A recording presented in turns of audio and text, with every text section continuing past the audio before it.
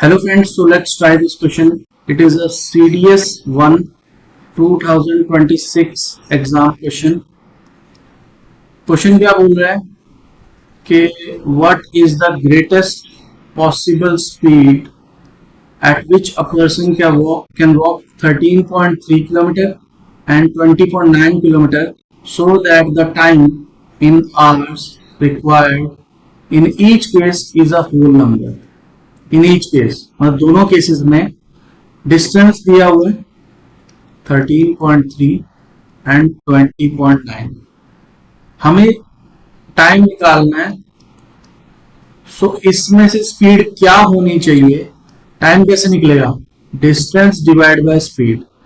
तो ऐसी क्या स्पीड होगी कि जब हम टाइम निकालें दोनों केसेस में तो time should be a whole number. Time should be a whole number का क्या मतलब होगा, होल नंबर.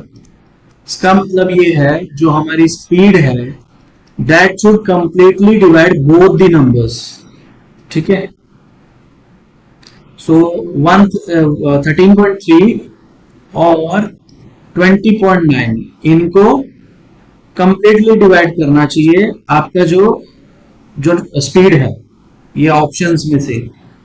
सो क्या कहना चाह रहे हो, या तो आप मतलब आपको ये पता होना चाहिए कि जो स्पीड है इसमें वो दोनों का फैक्टर होना चाहिए, 133.3 का भी और 20.9 का भी. ठीक है.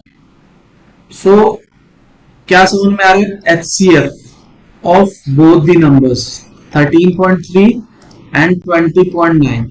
एंड हमें जो स्पीड्स है वो भी पॉइंट्स में दे दिया था, हम पॉइंट्स को इग्नोर भी कर सकते हैं.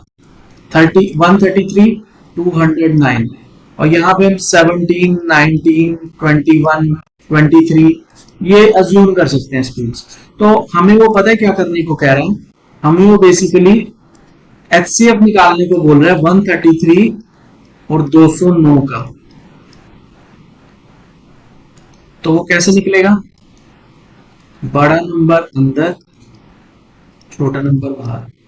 1 पे गया 1 3 3 6 7 76. okay, now 1 पे again 76, so it is 7 and it is 57. now यहाँ पे कर लेते हैं इसको, 57 को डिवाइड करेंगे 57 76, so 1 पे गया 57 and it is 19 और 57 19 3 57, so पूरा डिवाइड कर दिया, यानी कि 19 is the HCF of the numbers. so option B is correct. 19 इसका HCF होगा, so हमारा जो आंसर होगा that should be 19. इसके अलावा ये तो चलो हमने HCF निकाल के कर लिया, बट स्टिल हमें अगर टेबल्स पता है तो हम बहुत ही इजीली इसको कर सकते हैं. 133 और 209 को ये दोनों नंबर्स डिवाइड होने चाहिए आपका किसी भी ऑप्शन से, दोनों होने चाहिए. तो सपोज 17 है तो 17 इंटू 9, 17 इंटू 8 ये टेबल में आता ही नहीं, 133 नहीं आता 17 के टेबल में. ठीक है. 17 7 पे जाएगा 119 के बाद इट इज 136 नहीं आता, तो 17 नहीं आएगा. फिर 19 से करके देख लो, 19 इंटू 7 यस 133 और 209 ये तो बहुत इजी है. 19 को आप 11 से मल्टीप्लाई करोगे तो इट विल बी 209.